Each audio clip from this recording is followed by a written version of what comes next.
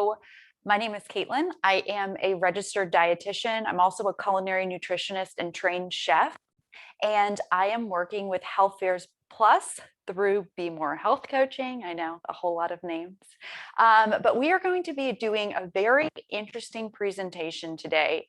And it's called food fraud, but it's not all bad. We're going to kind of really break down foods and look at some label claims that might be confusing, some things that you might not know, and then at the very end, kind of what you should look for and how to actually read a nutrition label. Because a lot of foods today have words on there that don't really mean what you think they mean. All right, so we are at the mercy of the internet. So if I get disconnected for some reason, just give me a minute to hop back on. If you get disconnected, don't worry about it. This is being recorded and you guys will have access to the recording. I think that was all. Yes, and make sure that you stay on mute. We will communicate today through chat. I will be asking you questions periodically throughout. I love it when you guys answer. So if you could do that, that is great. And if you have any questions about anything, you can type them into the chat too. I usually finish up about 10 minutes early so that we have time to ask questions in general. So you can think of questions throughout. All right. Let's get started. All right. So here's my first question for you guys to type into the chat. When you are at the grocery store, I guess my first question is, do you look at nutrition labels? Do you look at packaging? What is the first thing you look for when you go to pick up a food that is in a package of any sorts? What are you looking for? Just curious. Ingredients. What else? Calories. Gluten-free. All right. These are some great answers. So when you read things on packages, are you ever led to buy a certain food that maybe says like sugar-free or a great source of whole grains or heart healthy? Are you more likely to buy a food if it has a claim on it that sounds enticing, that you're being healthier? Yes. So I'm seeing a lot of yeses. And, a lot of our culture is that way because we live in this kind of, I would say like diet culture where we really promote things like lower calorie, sugar-free, because we believe that we need to follow certain rules when it comes to foods. And what has happened actually is a lot of companies have jumped on this train and they're like, wow, this is great. We are going to make our food seem like the best thing yet, or we're going to follow the new and hottest trends. So let's kind of look at that. And a little disclaimer, this is the first time I'm giving this presentation. A lot of this information I cover in other presentations. So I will have to look at my notes because I'm just reading a new chat that came in because I don't want to get any of these mixed up. A lot of these are legal things. So I want to make sure that I give you, I don't mix any of these up. So I had to do a lot of research for this one. Claim would be the first filter. Then I had to the ingredients and the nutrition facts panel. That was my newest chat. All right. So I love this quote, and I have this actually in more than one of my presentations, but it is so true, and we're going to kind of look at how this is true today. So the food you eat can be either the safest and most powerful form of medicine or the slowest form of poison, which is so true, and we will kind of look at that when we get into more of the processed foods later. All right, so the first part of this presentation is we're going to break up label claims into three categories, all right? So the first one is called a nutrient claim. Now I have a little picture of what a nutrient claim looks like for you, but that's the the thing that says 40% less fat. All right, so this is where I'm cheating and looking at this. Okay, so this refers to a amount of a nutrient in a particular food. And I'm going to go through a list of these later. But what I want you to take away is this one is very closely regulated. Some things on nutrition labels are not closely regulated. So we're going to kind of take a deeper look at that so that you kind of know which ones to look for and which ones maybe you don't put so much of an important weight on. All right, so this would be something like low fat, rich in vitamin C, something like that would be considered a nutrient claim. And the FDA does regulate this. This is so particularly regulated. There's fonts that can't be used. There's sizes that can't be used. It is very, very closely regulated. Okay, but these things usually address calories, fat, sodium, and sugar, sometimes vitamins and minerals, but not always. All right, so next is a health claim. So first we had the nutrient claim, now we have a health claim. This is another one of these good ones that is very closely regulated, and there has to be a lot of research submitted for a claim to be allowed to have a correlation. So this suggests a correlation between a food and a health-related condition. So Cheerios, I will use Cheerios as an example a lot of times today. It's not that I think Cheerios are good or bad. It's just a good box that a lot of people already know what that food is, and you've probably eaten it before. So I like using it as a good example. So with the health claim that Cheerios is showing right here is can help lower cholesterol. So what this company had to do is submit a lot of research that shows that there is a correlation between the amount of whole grains and heart health, because we know that if you have a diet high in fiber, which come from those whole grains, fiber helps lower our cholesterol. So they can put claims on it like that. So when you know that you have high cholesterol and you're shopping in the grocery store and you're on the cereal aisle, this is going to stick out to you. And companies do this on purpose as a marketing term. So again, this is a good one. Sometimes you might see it as in vitamin D. A good source of vitamin D may help prevent osteoporosis, things like that. So the nutrient claim and the health claims are very closely regulated. And then we're going to move to a structure function claim. This one, it does not evaluate all these claims. And usually these are going to be on products like supplements. It might also be on products like meal replacement drinks and things like that. But these are, there are claims that say things like fiber keeps you regular, and really, really tiny on this little bottle, it says about how vitamin C can help with strengthen your immune system. Although they might be a true statement, just like the health claims, they just haven't been approved by the FDA. So this is usually the drug area or the supplement area is where you would see these claims. So these are the ones that you might not want to put, just be a little bit more cautious when you are purchasing these types of foods. But we're going to break these down, even all of what I just talked about, down a little bit further. All right. Now, before we do that, I kind of wanted to show you some marketing that is closely regulated and marketing that is not as closely regulated.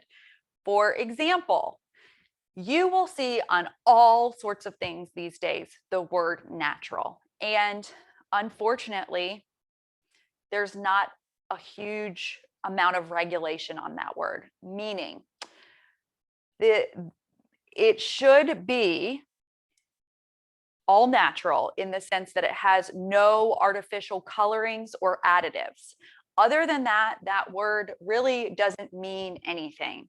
So as long as it doesn't have those artificial colors or additives, it's fine. It can have tons of different types of preservatives and things like that, and that would still be considered natural. Again, this isn't really closely regulated, so it's not something that I put a lot of emphasis on. When I'm buying foods, if it says natural, I just kind of ignore that because, again, it's not being closely monitored. So that's the first one that we're going to look at. Now let's look at organic. All of us know of organic foods. Organic foods are kind of the gold standard when it comes to certain foods, but I don't buy everything organic. Like I said, I'm a chef, I'm a dietitian.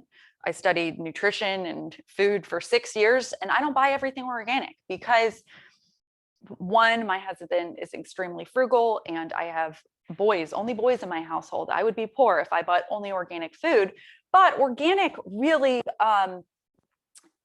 for produce items, organic looks at the fertilizers and the pesticides that aren't synthetic. So things touching really the outside of the fruit and vegetable. So when it comes to fruits and vegetables, for me, not always, but most of the time, if I'm not eating the outside of it, let's say a cantaloupe, an avocado, a pineapple, I'm not going to buy it organic because the inside the actual fruit or vegetable is perfectly fine. It wouldn't have touched the pesticides or chemicals anyways.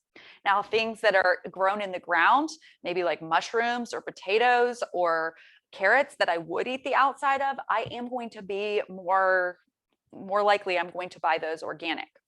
All right, when it comes to animals, it just means healthy livestock raising habits, which goes into a lot of different regulations. I won't get into those today. Making sure. Waiting for that. Oh, okay. If you message me, do it into the group chat. Somebody just messaged me into a private chat and can't read that right now. Whoop. All right, my camera. All right, find me camera. All right, so certified organic means that it is made with, come on, camera, you can do it. All right, well, let me start on the other side. Actually, USDA organic, that is the gold standard. That is the seal that has been approved. I'm going to turn off that camera because it just won't. I'm sorry, guys. Let's see. That kind of works, but now it's a little messed up. Whoop. All right. That is my iPad, so I can see what you guys say. But anyways, the USDA organic is basically it is very, very, very, very closely regulated. So that is a good one to look for. Certified organic means that up to 90% of the ingredients in a specific food are considered organic. So up to 90%. Anything less than that, or I mean, anything less than that would fall into made with organic ingredients. So some of us might be tempted to buy something if you see that it's made with organic ingredients. However, only 70% of those ingredients need to be organic. So for you, that might not be the best bet. Like, why spend that extra $2 or $3 for that food product if only 70% of it is organic? You know, so for me, these labels are a little bit confusing. So usually I look for certified organic or USDA or organic because those are going to be your best options. If it just says made with organic ingredients, it's probably not worth that money. Now, the other label down at the bottom, it says eco-friendly. Again, it is an organic product, but eco-friendly is a very vague and confusing word that usually has to do with the actual packaging of the product itself, not so much the food inside. So depending on what that means to you, that's a whole other list of different foods and different regulations, and it should actually break that down even further by the way it's recycled, by the materials used. So just be aware of that. All right, so local. Sometimes at grocery stores nowadays, you will see a section that is local, people advertising or like advertising different produce or meat items that are local, but there is actually no regulation for what local even means. So So it is important that if eating local is a priority for you, I would recommend shopping more at a farmer's market, because local for me, I'm in Waco, Texas. That could be Mexico, because there's no regulation on what local is. Usually you don't see the word local in the packaged food items that are in the inside of the grocery store. It's usually the foods located on the perimeter of the grocery store, because those are more of the fresher, less processed ingredients. Okay, so now we're going back to some of those nutrient claims. And these are the ones that truly are very, very closely regulated. And I kind of wanted just to break down what they actually mean. So if something is considered low calories, it needs to be less than 40 calories per serving. You cannot say low calories if it is higher than that. Light or light is less than 50% less fat, or sorry, let me rephrase that. 50% or less fat from the original, or 33% less calories than the original. So they're always going to have the original product to compare it to. So for example, wheat thins, if they, like I know they have one that has low fat, and that's the next thing that we're going to go over, but I'm going to use this for both examples. They have a regular wheat thins, and then they have a low fat wheat thins. So for the low fat, that's less than 3 grams per serving. But if they were to have a light wheat thins, it would have to be half the fat of the original, or a third of the calories from the original, one or the other of those. Low sodium is 140 milligrams or less. So low sodium is, as a dietitian, it's one of the things that I always reach for. You'll see low sodium often in the canned food section, and also in broths. If you can, do it.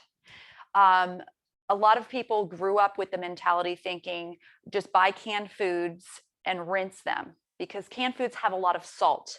And the reason it has a lot of salt is it keeps that acid balance where bacteria can't grow. It's used as a preservative. Well, a lot of people think that if you just rinse the food, you can rinse away a lot of that salt, but that's simply not the case. Whatever product is in the can likely absorbs some of that salt. So if you can really reach for a low sodium option, things like soy sauce and things like broths, again, the same thing. We're talking hundreds or thousands of milligrams of sodium you could be saving per day. I'll get to your recommendations later, but you only need 2,300 milligrams of sodium. And if you're having an Asian style dinner with regular soy sauce, you will far exceed that in one meal. So I do reach for low sodium. Something you might see, although it is not very common, is very low sodium, and that would be 35 milligrams or less per serving. All right. A few more nutrient claims. So fortified with, that just means that something is added to it. Whether it's iron, vitamin D, calcium, those are usually the foods that you see fortified. And that's a very good thing, because not a lot of people are getting enough of certain nutrients. So fortifying is not a bad thing, and it can be used. We see it especially in cereals a lot too. All right, so something is a good source of. Now, you will see this more regarding vitamins and minerals at the bottom of a nutrition label that, again, we'll look at later. Those percentages that you'll see, if it's a good source of, it's 10 to 19% of the recommended daily value. If it's an excellent source, it would be over 20%. So if something were to say a good source of fiber, it would be anywhere from 10 to 19%, or an excellent source would be over 20%. All right, let's talk about the confusion with bread. This kills me. All right, we all know that we should be choosing whole grain bread. And I'll give you just a little nutrition lesson really quick. Why do we want to choose whole grains? Well, whole grains are very high in fiber. And whole grains also have a lot more they have protein and they have a lot more vitamins and minerals than a refined grain would be. So basically, when you're looking at a piece of a whole grain, there's the bran and the endosperm and the germ, and they just remove part of it and it takes away all of the good stuff. And you're left with a refined grain, which is extremely shelf stable. And companies make more money because it can sit on the shelf longer, it has a longer shelf life because of less protein and all of that. However, they're taking away so much good. All right. So fiber coming from those whole grains, that's why it's pushed so much. Fiber is what lowers our cholesterol. That's why you see that on those Cheerios boxes. It also helps keep our digestive system regular, decreasing our risk for certain cancers. It's great for weight loss or weight management. So whether you want to lose weight or maintain your the same weight, having a diet that's really high in whole grains and fibers, you will eat less. So we recommend it for that as well. It has so many good things. And so that's why we push, the nutrition culture, we push whole grains. We want you to choose whole grains because they're just going to have so many positive effects on your health. Now, companies are sneaky and they will write things like wheat bread. For those of you that are familiar with nutrition or reading labels, you know that the ingredient list has the ingredients listed by weight. So whatever's most in that food is first, and whatever's least in that food is last. So if you buy a package of wheat bread and it does not say 100% whole wheat, you could in fact be buying a white bread, because wheat has to be an ingredient in the label, but it doesn't have to be the first ingredient, the most. Same thing with multigrain or whole grain. You'll see at that bottom one, you'll see the word whole grain, but it's whole grain white. And not all companies will even write whole grain white. You can have a bunch of whole grains in there, but the first ingredient should always be a whole grain. So make sure that you're looking. That top bread, that Nature's Own, is 100% whole wheat. That's what you need to look for. Always look for 100% whole wheat. If the bread that you really enjoy at home doesn't say 100% whole wheat, just make sure that first ingredient is whole wheat. Another time we see it a lot is multigrain. You automatically look at the word multigrain and think, oh my gosh, there's lots of grains in there, it must be healthy. But again, a lot of times multigrain bread will have white flour as the first ingredient, because as long as it has more than one grain in there, it can be labeled a multigrain. So that's my bread rant. Also, hold on. Okay. I'll get into that on the next one. All right. So again, the cereals and other grains do this, and it kills me. All right. So like I said, we love whole grains as dietitians or nutritionists because they have a lot of fiber. All right. But companies like Cheerios, I don't know if I can, right there, you see the number 5. Well, it says 5 grams of whole grains. Well, we don't count really grams of whole grains in a day. I mean, you could, but usually we count fiber. So it is a little bit confusing. They put that number on there because it's a lot higher than the grams of fiber. FYI, with fiber, I believe the average American gets 16 grams of fiber in a day. So this is my challenge to you. If you are 51 and younger and are a male, you need anywhere from 30 to 38 grams, I believe. And if you're a female, you need, I think it's around 21 to 25 grams, as long as you're under 51 years old. If you're over 51, it decreases slightly. But a lot of times we're not getting nearly that much. So my challenge to you is to really look at what you're eating and seeing if you are getting enough fiber per day. But again, they're tricking you by putting a bigger number. You might be able to see it a little bit better in this previous one. Okay, so on that Nature Zone bread, that 13, that's the amount of whole grains, not the amount of fiber. You would never find 13 grams of fiber in a slice of bread. If you can find a bread more than 3 grams of fiber, you're very lucky. That's a very good source of fiber. So again, although whole grains are good, they're using that bigger number to make you think that you're having more fiber. All right, trans fats. Whew, this topic is going to get me heated. Does anyone out there look at trans fats? Does anyone out there like know about trans fats? Just curious. All right, so trans fats are the worst of the worst. All right, so a little basic nutrition information for you. There are usually, I categorize fat into 3 categories. We have our saturated fats, which are our bad fats. Those are usually solid at room temperature. Oftentimes they come from animals, but not always. But they're the ones that increase our bad cholesterol levels, or our bad cholesterol levels.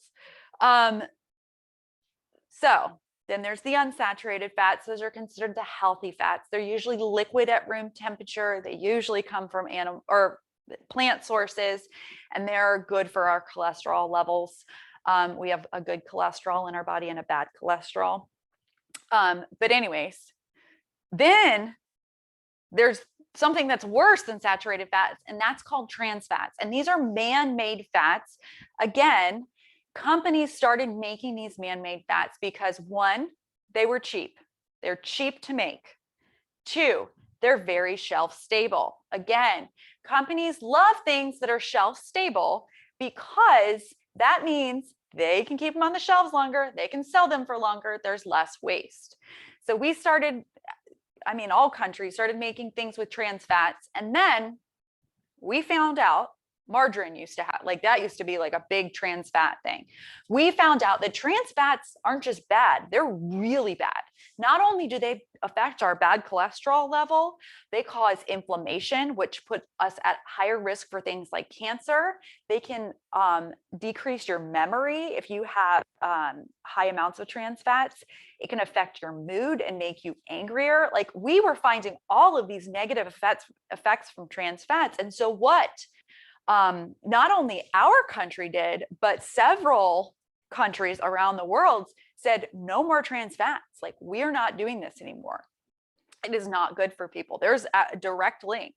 There's no, well, some food items didn't fall into the category. There were some ways to, a loophole, some types of foods can have small amounts of trans fats. But they will always say 0 because they can only have trans fats in trace amounts. I'm going to show you an example of a food that I guarantee I'd be willing to bet money that at least 80% of you have consumed in your life. And it still has trans fats today, and that is Cool Whip. All right. Can anyone out there say that they've never had Cool Whip in their life? I'm just curious, because usually it's in things, especially if you've been to a party. Anyways, trans fats, like I said, the worst of the worst. So we know that they shouldn't be in foods. So when you look, it's going to be very hard.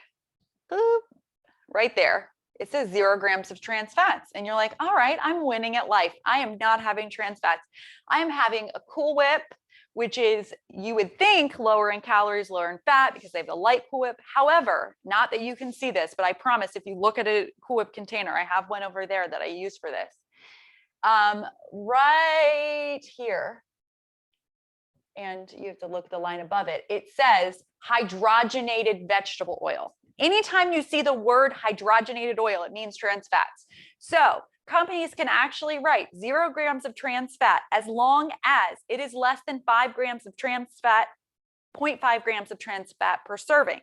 Meaning, if you have consumed more than one serving of it, you could be having trans fats. Let's say you had 4 servings, which is about 4 tablespoons or so. That would be 8 tablespoons, but still a fourth of a cup. It's not a huge amount of food of trans fats. Then you've just had 2 grams of trans fats. So be aware. It can say fat free or trans fat free, but still have a lot of trans fats.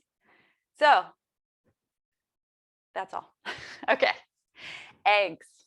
I love this one. Because even I mean, until like a few years ago, I feel like I didn't know. But so many people think if you buy brown eggs, they're healthier because they cost more money. If you look, I bought some for a presentation that I'm doing another day. I bought white eggs and brown eggs. Now my dozen of white eggs was X amount of dollars. And then my brown eggs were $2 more for 12 eggs. Both were free range, both were cage free or whatever. $2 more. So you would think because it costs more, you're buying a healthier product, right? Guess what? Brown eggs are nutritionally the same as white eggs, almost identically. The reason they're different is it's the type of hen. Now, the brown egg producing hens just aren't as common. That's why it costs more money because, you know, if supply and demand, there's not as many of those kind of hens. The nutritional content of an egg actually comes from the diet of the hen and the environment that it's raised in, not the color of the egg. So if you're buying brown eggs because you want to be healthier, that's not a good indicator. All right, so then there's 2 other things that are on labels that we look at, that we see about eggs these days, and they're called free range and they're called cage free. And I'm going to read these because I want to make sure I'm reading you the correct laws. All right, free range allows access to outside, meaning there is a cage, probably a very large cage, and there's an open door. The door has to be open for X amount of minutes. The amount of minutes I could not find, and I looked. But it's not like they're just out in the pastures all day. Now, some companies, that might be the case. They're literally could be like outside all the time. Not all companies. And I promise you the eggs that are like super, super cheap are probably not those people, because it would be too hard to collect all those eggs. They need them in a small space. All right, cage free, which you'll see on a lot of egg packaging, because guess what? Most chickens or hens are not in cages, and you'll see it on poultry packaging too. They're not in cages. It's like a large room. So you can write cage free as long as there's no cage. Most of the time, there are no cages involved in when you are raising chickens for slaughter or for egg production. Hope I explained that all right, but I did a lot of research on eggs. Anyways, both of those words, free range and cage free, are used and abused. I'm not saying that all companies are that way, but I'm saying a lot of companies will write that information on there because we as consumers feel we're doing good. Oh, I'm choosing the free range eggs, you know, like free range brown eggs, I'm being very healthy. Again, it's not always that case. Now, in the case of like a white egg, those, like I truly do, Eggland's Best is a very good brand. I don't really like name dropping, but Eggland's Best is a very good brand. And they're known for like good animal practicing or good raising of animals, and good diet for their hens. But if you're buying very inexpensive, like grocery store brand, it's probably not the best situation for the chickens. That's all I'm saying. All right. What about, all right, can someone type into the chat some superfoods? Any superfood that you think of? I have kale, berries, blueberries, avocado. All right, guys, hope you're sitting down for this, but there's no such thing as superfoods. Like there's no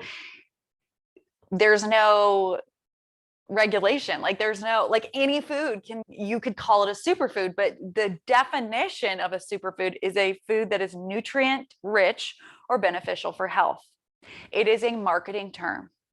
People say the word blueberries, although don't get me wrong, kale, blueberries, strawberries, anything, they're great for you. Don't get me wrong. They're fantastic. They're high in antioxidants.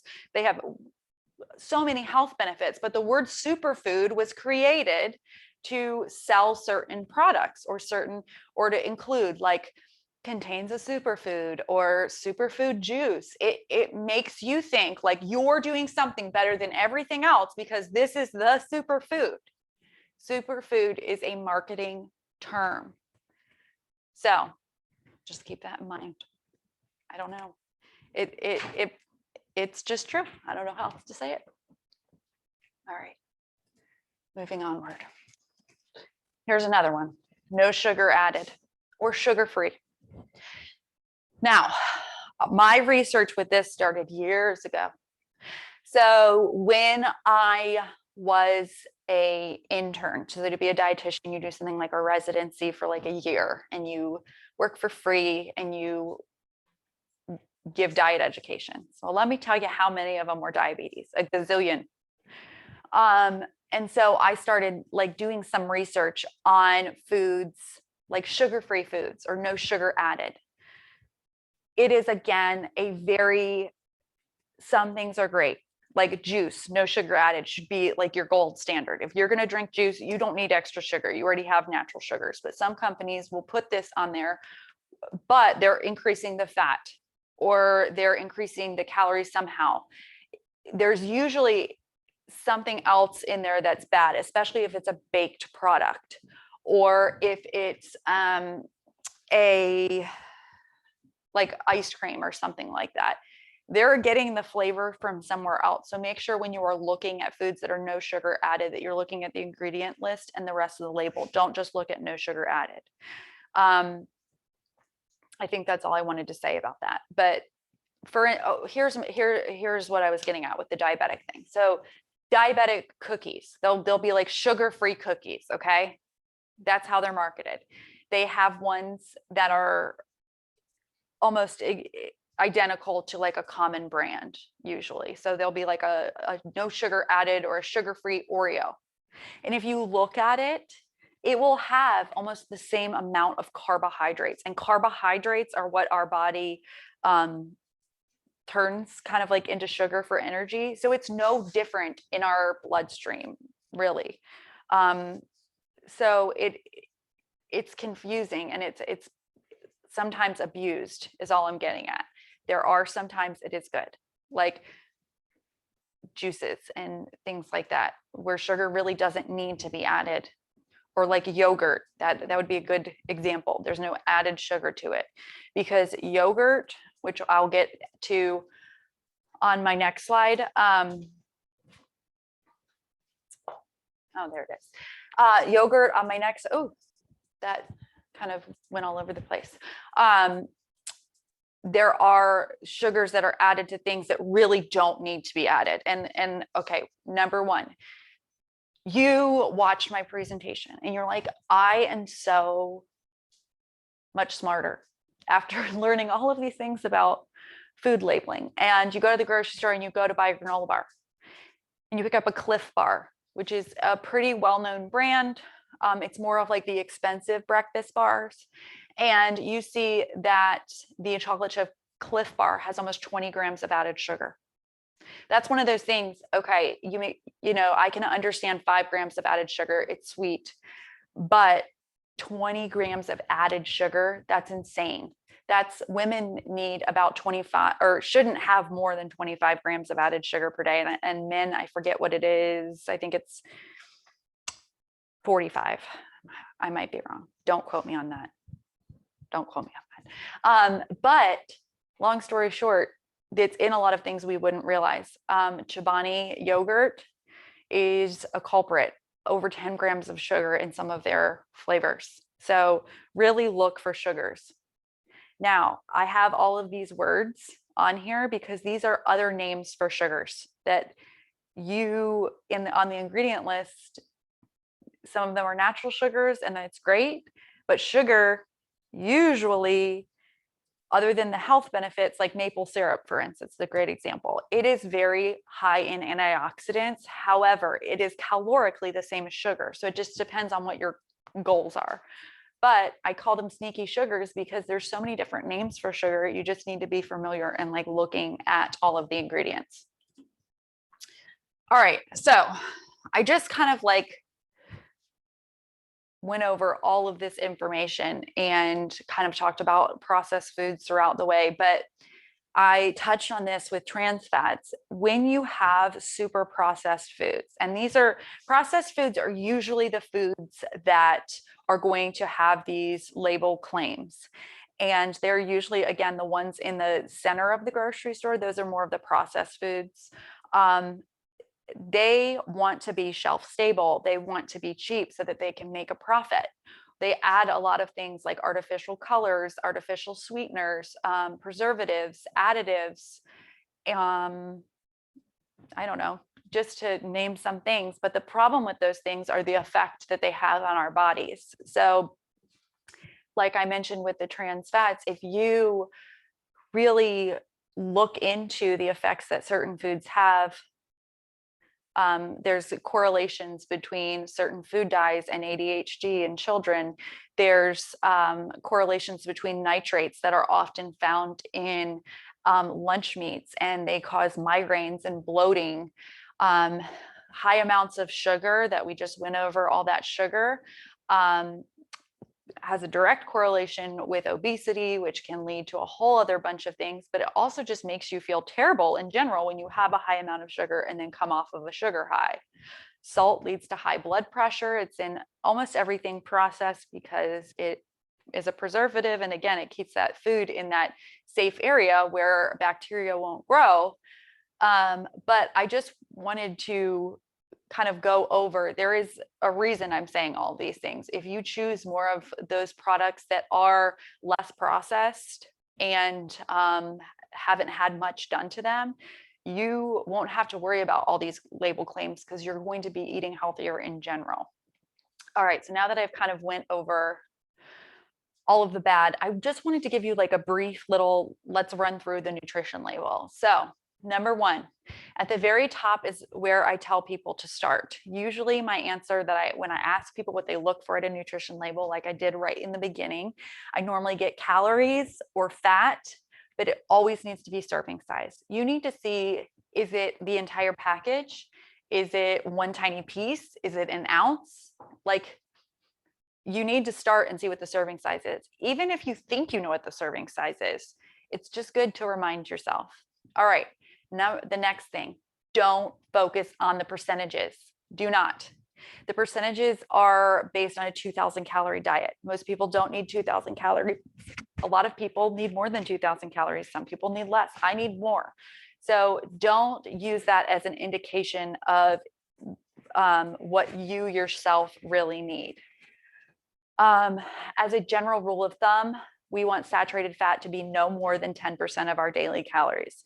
Again, that saturated fat is what directly is related to increasing our bad cholesterol levels. Trans fats should always be 0. Sodium, we want a daily total of less than 2,300 milligrams. I usually recommend less than 500 milligrams for a meal and 140 milligrams for a single item. And then you want the sugars, just any type of added sugar, to be less than 10% of your daily calorie intake. All right, so with the nutrients, the only ones that companies have to list on a nutrition label are vitamin D, calcium, potassium, and iron. Other than that, if something else is listed on a nutrition label, that is extra information that they're sharing with you. So that's great. We're going to see a lot of the vitamin D, iron and calcium in fortified foods like soy milk, orange juice. You'll see that a lot with vitamin D. Tofu, you'll see calcium added to certain things and iron added to a lot of cereals. Like I said, that's not necessarily a bad thing. It's just making sure that we are getting more of that particular food item. I do also like to say a general rule of thumb when it comes to the percentages that were on the last page. What about sodium? Someone asked. Do you mean on the last page? Oh, sodium is included right here always. So you should, yeah, sodium would be right there. Although you're right, it could technically be down there as well. So a general rule of thumb, I said, don't focus on the percentages too much for like your own personal needs, but a good rule of thumb is 5%. If it says 5% or less, it's usually like a low source, so that's good. Or 20% or more is high. So like for instance, if that sodium was much higher and had a 20% next to it on that percent sign, it said 20%, then that would be like a high source and you wouldn't want to do it. Like for instance, where it says the dietary fiber is 20%, that's high. So that's good. So 20% or higher of any of those things might be, it's just a good way, like a little rule of thumb that you can look at. Okay, so quick run through what's good, what we look for, what to avoid. Well, we want to look for a short ingredient list. We want to look for words that we can pronounce. And that's basically it. Words to avoid would be any sort of artificial dyes, additives, colors, anything that says hydrogenated or trans on the ingredient list, things that have a lot of added sugar, especially like refined sugar or corn syrup. Those would be foods that we're trying to avoid when we're looking at a nutrition label. Second to last slide. All right, I always like to put this in because it blows people's minds. All right, these dates that are on food labels. Okay, so best if used before. Okay, none of these things indicate if a food is safe to eat or not. None of them. These are really used and put on food so that either the store that's selling it knows or we know that it will, like the first one, the flavor or the quality will be best if used before this time. It doesn't mean after that date it's not safe to eat. It's just saying the flavor or the quality. Okay, the quality is going to be at its best, how they want you to consume it before this date. A sell-by date is used for stores, how long to display the product for sale. That does not mean that the product is bad after that. It might be, but that's not what these dates are listed on there for. Okay, so they don't really say when it's good or bad by, like, or when it's, you know, past its food safety point. That is nowhere listed on a food product. And then the last one, the use by date, the quality, or no, the latest date recommended for, well, the quality is best. So something like eggs, again, these dates do not indicate the food safety. Now, some of these dates, the food safety might be right around that point, but some not, you know, like, I don't know, if you've had a mustard in your pantry for 4 years, it would probably be safe to use. Is it going to be its best quality? No.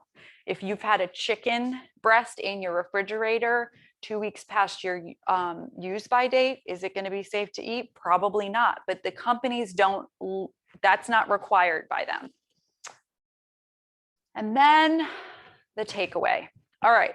So basically knowing that there are a lot of things, especially those big, bold words that are put on certain food products, they're, just know that they're usually there as a marketing term, you know. Anyways, And knowing that you really want to focus on shopping the perimeter of the grocery store, avoiding trans fats and all of certain additives and sugars, and really just, if you are looking for less processed foods, that is where you should be. All right. That is all I have for you. Okay, yeah, so now it's time for questions. Okay, someone typed in, sometimes I still see expiration date. Okay, so that's a good question. Expiration dates are usually, see, they don't legally have to, companies don't legally have to say an expiration date, like for food labeling standards. Now that would be a safety thing, not just quality. They're letting you know. So I would follow an expiration date, but a lot of times the word expiration is not used. Any other questions? I also like to say, please follow us on social media, only because we do a lot of like recipes, giveaways, fitness tips, stress management tips. I don't know. It's just, we like to talk to you guys to learn more about what you want to learn about so we can do different types of presentation. So we always like it when you guys give us a follow. If you're shopping the perimeter of the store, what items are the best sources to get the amount of fiber you need? Fruits and vegetables. Fruits and whole grains aren't the only thing with fiber. Fruits and vegetables have tons of fiber. Make sure that you're eating the skins. What's your opinion on salt or pink salt? It's still the same. I do prefer, it has a slightly different taste, but its effect on our body is still the same. I usually prefer using a coarser grain salt. I feel like when you do get that flavor, it's a big punch of flavor and it's great for us to taste, and we need a little bit less. All right, if you guys don't have any questions, any more questions, we are all done. Thank you guys so much. I hope you enjoyed. Awesome, thank you. I hope y'all learned something.